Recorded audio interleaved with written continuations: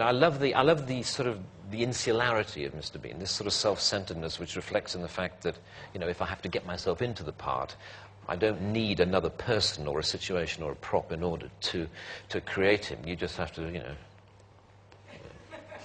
it's always about him and where he sits in the world. He's he's got a sort of an invisible shell around him. Yeah.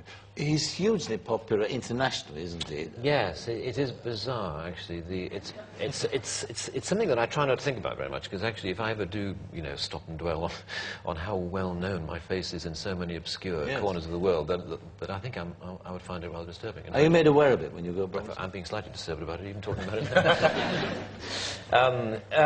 Yes, I'm aware. No, you hear extraordinary things about, like a friend of mine making a documentary for Comic Relief and going into Africa, into some of the most deprived areas of Africa, and going to this, little African village where there's no water, no electricity, no services, nothing, no food, in all likelihood, and just a few huts, and in the largest hut, the entire village was gathered, and there was a grainy, tiny black and white screen showing a Mr. Bean video. What about, let's talk about the other great comic creation that you made, and that was Edmund Blackadder. What was the reason of setting it, first of all, in 500 years ago? I mean, what was the inspiration for that? Yeah, it was after a sketch show that I did called Not the 9 O'Clock News, and myself and Richard Curtis wanted to do a sitcom of some kind. And we were sitting around trying to think of ideas, and of course the dominant sitcom of the time was Fawlty Towers. It still is a very dominant sitcom, and a definitive piece of work. And I think we were fairly convinced that whatever we did, no matter how hysterically funny it was, it would be unfavourably compared, we thought, to Fawlty Towers. And so we were desperate. And so I think some of the reason why we ended up, 500 years ago, was because we were thinking, well, surely if we set it in medieval times, no one's going to say it's a pale imitation of Fawlty Towers. At least that was the hope. I'm sure somebody still did say it. So that's why the first series ended up at that time. And of course, one always remembers, of course, that classic last episode too, which seemed to define for me that narrow gap there is between tragedy and comedy. Yeah. It was a very bold thing and very moving, and at the same time it did have a sort of comedic side to it.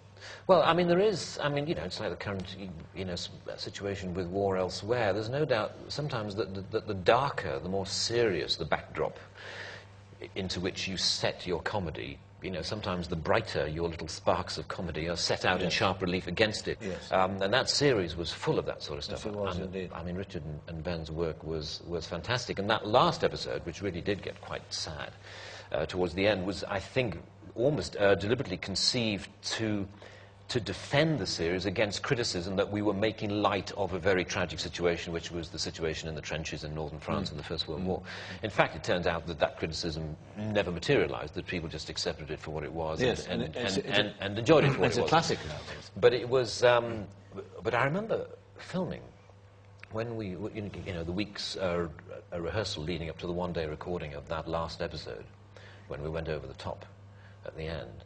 And for the first time, and probably the last time actually in my acting career, that because throughout rehearsal, as an actor playing the part of the Blackadder, and knowing that even though the rest of the episode, of course, was its standard sort of funny sitcom self, there was this deep sort of twist in the, in my stomach throughout that week of sort of thinking along with your character that you were doomed, that you were going to die at the end of the week. It was a most peculiar, I'm sure, serious actors playing serious characters in difficult situations feel this all the time, that there's a psychological effect.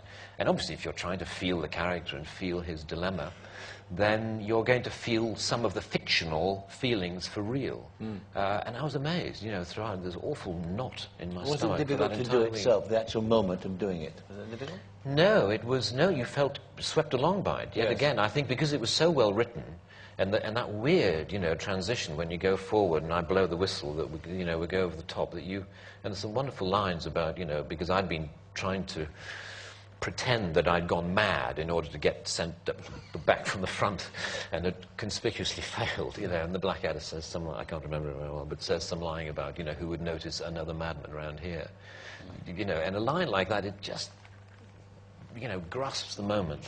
And it's so fantastic to be part of. But by God, I felt it. Yeah, I really did feel it.